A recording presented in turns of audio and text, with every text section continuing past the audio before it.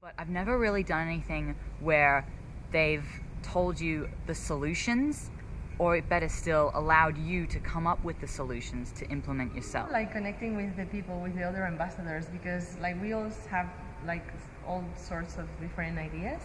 and it's really interesting to see, you know, what different approaches we want to give,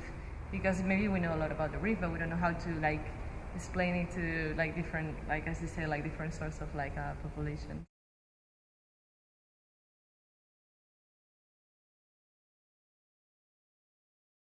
Year I would like to focus more on events, or even just getting our name out there to say, hey Townsville, that look, this is what we're doing, that it's actually really fun and exciting, you can actually get involved, your opinion is important and it does matter. I think a lot of people don't know what they've got right there in their own backyard, and I want to get them excited and interested,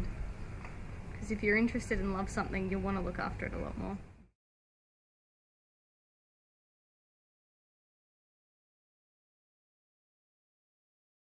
But learning how to approach different types of audience has been really helpful in like how you plan an event. On